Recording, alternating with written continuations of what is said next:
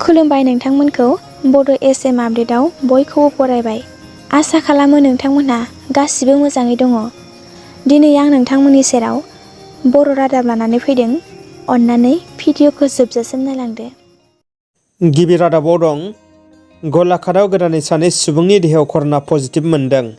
हादोर नाङैनो कर'ना जिउसानि साग्लोबनाया बांनायनिफ्राय बांनो हमबोदों।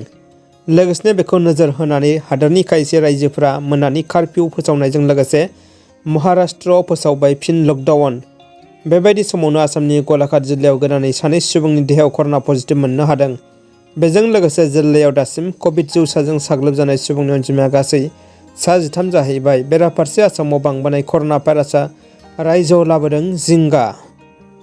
हादोर नाङै बांबोनाय बे कर'ना भाइरासखौ नोजोर होनानै दिनै हादरनि गाहाय मन्त्रि नरेन्द्र मदिआ दरफ्रोमबो रायजोनि गिबि मन्थ्रिफोरजों भिडिअ कनफारेन्सनि गेजेरजों सावरायगोन होननानै मिथिनो मोननाय जादों।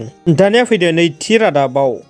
फैगौ 20 मे खालारनि गेजेरावनो बिटिसिआव फिन बिपिएफनि सोरखार जागोन होननानै बिपिएफनि बिजाथि रबिराम नार्जारि बिथाङा बुंदों।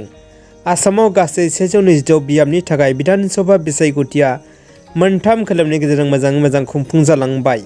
बेबायदि समावनो माखासे राजखान्थि दोलोफोरा गावबा गाव दोलोफोरनि दाजाब दानख' हिसाब खालामनायाव मुखुब जानानै दं।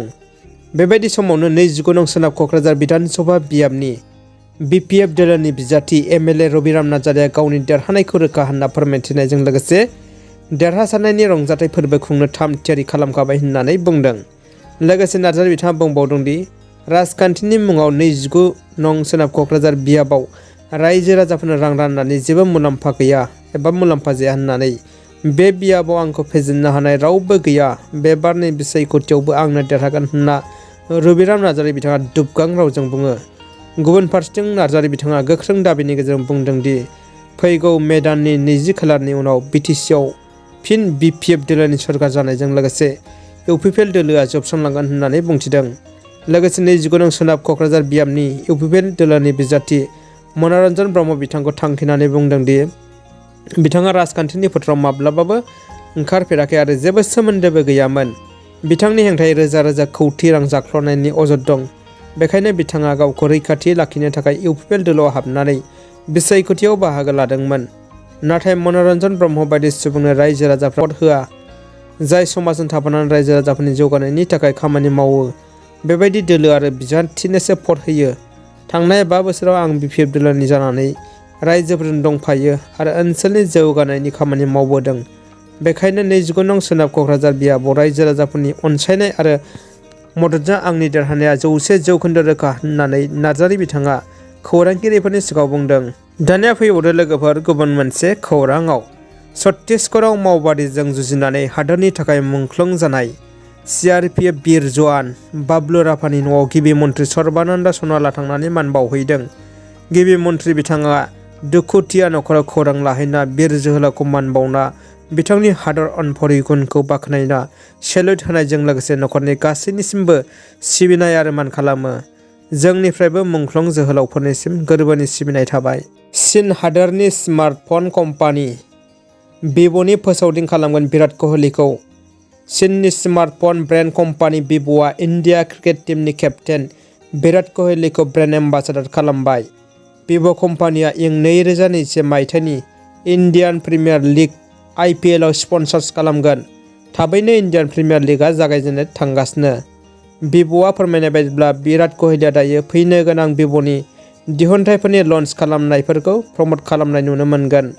मख'नो गोनांदि बिराट क'हलीआ Vivoनि दिहुनथायफोरनि थाखाय फोसावदिंगोन लोगोसे TV, print media, social media आरो इभेन्टफोरनि गेजेरजोंबो प्रम'ट खालामगोन। गुबुन फारसेथिं बिराट क'हलीआ सासे गेलेगिरि महरै इन्डियान प्रिमियार लिगआव गेलेनो थांगासिनो।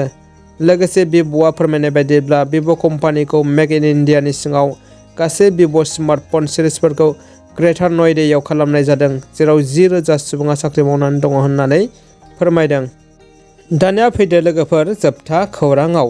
CRPFनि जोहोलावखौ हगारनांगौनि सोमावसारदों। छत्तीसगढ़आव मावबादि उदखारिफ्रा हादोरनि जवानफोरखौ गाग्लोबनायाव गासै 22 जवानफोरा मुंख्लं जानायजों लोगोसे गोबां जवानफोरा जोखोम जानो गोनां जादोंमोन। लोगोसे मावबादि उदखारिफोरा CRPF कब्रा कामान्ड'नि सासे जवानखौ हमनानै गावसोरनि आवथायाव लांनानै दोनदों।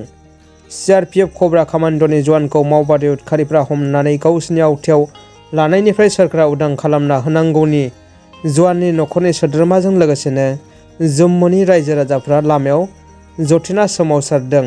दिनैनि रादाबा एसेनोसै लोगोफोर। रादाबखौ मोजां मोनबायबा लाइक कमेन्ट खालाम आरो चेनेलाव गोदानब्ला अन्नानै साबस्क्राइब खालाम, जाहाथे आं रादाब लाबोयोब्ला गिबियै नोंथांमोनहा नुयो।